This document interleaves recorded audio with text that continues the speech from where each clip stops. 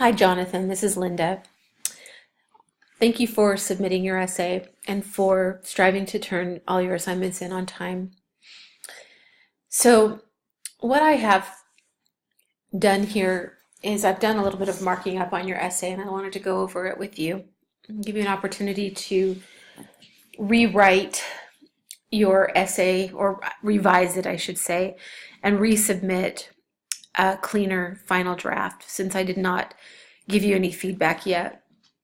So, um, the red marks are areas where I feel like there is maybe some awkwardness or something needs to be fixed.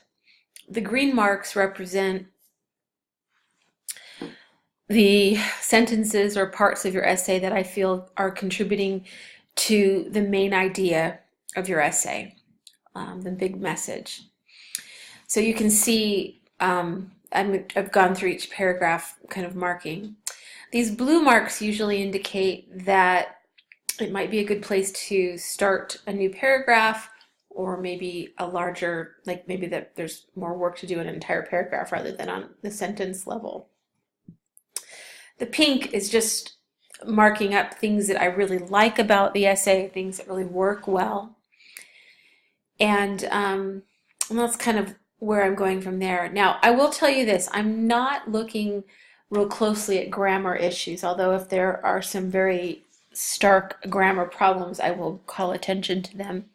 But I don't get a sense in your essay that grammar is a big issue for you. I think that you write pretty well. I would say you also have a strength with detail and with dialogue. I really could get a sense of your mom and your dad and of the conversation and the kind of people that they are from your narrative. And that's lovely. That's a lovely gift that not many people have done so far. So well done on that. I would say in terms of what you need to work on is the overall organization and maybe kind of the order in which you're telling this. It does still read as a first draft in that sense. So let me explain what I mean. First of all, it's never a good idea in any kind of writing to tell people what you're going to write about. Like, I want to share, or I want to write, or I'm going to do this. So I would just recommend that you remove this sentence altogether. I think that it's not necessary. Well, let's see. I guess I can't put double marks on there. So I think that you don't need this sentence. So you could start your essay just right here. Not many people would think about how they came to be in the job that they are in now. I know a considerable amount of knowledge came from the days that I spent with my dad in the tow trucks. So there's a couple of redundancies here. I know, let's see if I can get that there. I know a considerable amount of knowledge from the days that I spent with my dad in the tow trucks. You could simplify that and say, I know a considerable amount about cars or automobiles because of the days that I spent with my dad working in the tow truck, or working with my dad on the tow truck. I would recommend again that you don't, if you've done that, you don't need to say this part right here. The experiences, I would ask you what experiences, which would be the experiences with your dad. So let's see. The experiences with my dad have shaped me.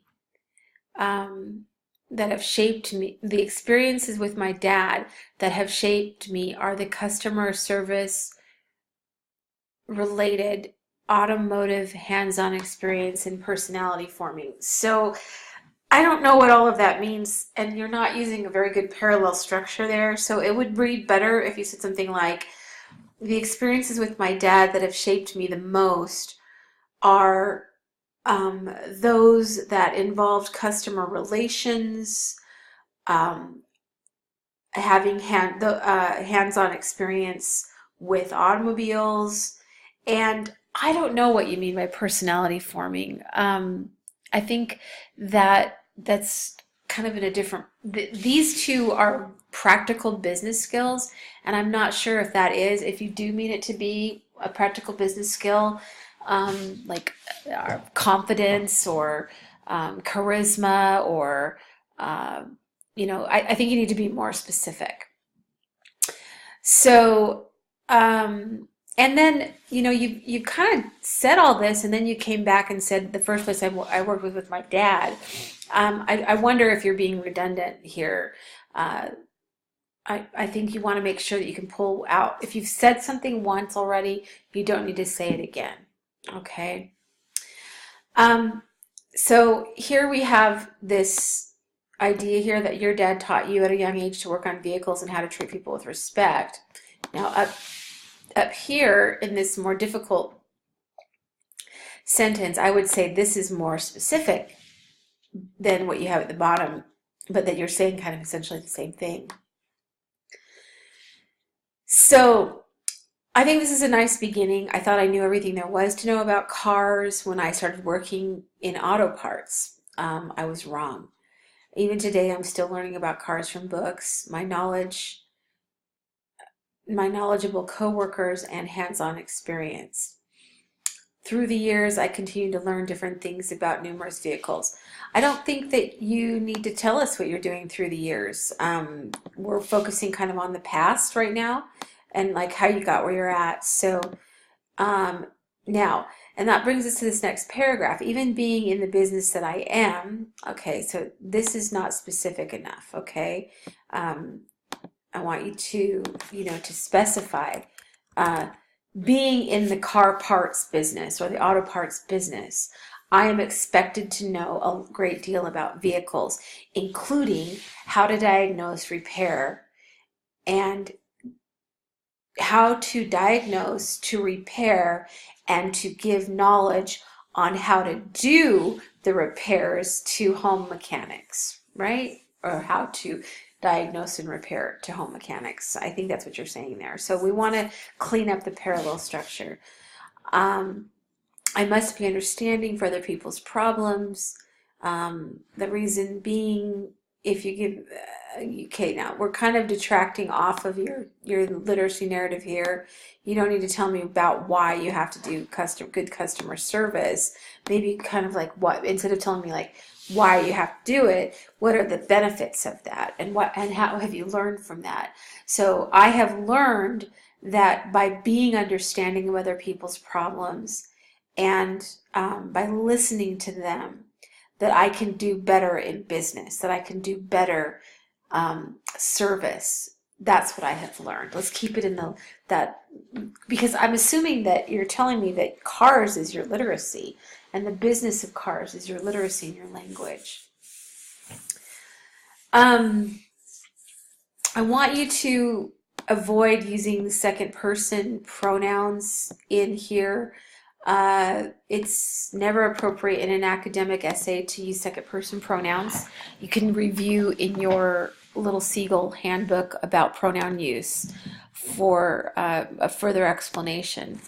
So the way you fix that is just saying, if you could just say this: if customers get the wrong information, then they're not likely to trust that particular business, and they will never come back for help.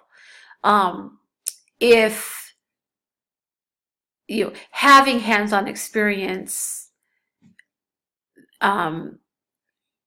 without hands-on experience with cars, it is difficult to be useful to the customers, right? I mean, so you kind of see what I'm doing. I'm having to kind of think the pronouns out of there, especially those second person pronouns. Now, I have to tell you, I really love this conversation with you and your dad. I mean, it's just wonderful. There's a lot of great details in it. My only concern is organizationally is, why is it here? I mean, what you've done so far is kind of start off by telling us how you got reflecting on how you got into the automobile industry or the car parts industry, and reflecting on what you have learned. And then I think this is your transition. My dad and I always talk about experiences and how they shape us and who we are. Let's bring it back to cars, keep on topic. My dad and I talk about our job experiences, our shared job experiences, and how these experiences have shaped us into who we are today. And then once I was sitting with my dad the other day talking about the years of what, like all the years, or the years that you were involved in the auto industry, and about how we got to where we are today. He started the conversation off with, "It's amazing how plans change over the years, isn't it?" I laughed and said, "Yep, it's amazing. Every turn that we make has gotten us here." So now this is a great piece of dialogue, but now right after that, this is a good place for you to insert some narrative and talk to the reader again about where you are at with your car literacy. And then you come back to your story. Now, did you mean to say I signed? Are you using sign language, or did you mean to say I sighed? Um, that is confusing to me. So I want you to explain what you mean there, okay? Um, so we have this really long paragraph, and I think it needs to be broken up a little bit. I think there's a couple of paragraphs in there about your reflection, about how you tell your dad about where you're at with your job. And then there's this other piece here that, whoa, it's at the end, and I don't know the story behind it. I'm not sure why you had added it. If you don't want to tell the story as part of this narrative, then you need to take the sentence out. If you do want to tell the story, then keep the sentence in, but then you need to add more information, and it's probably going to be its own paragraph.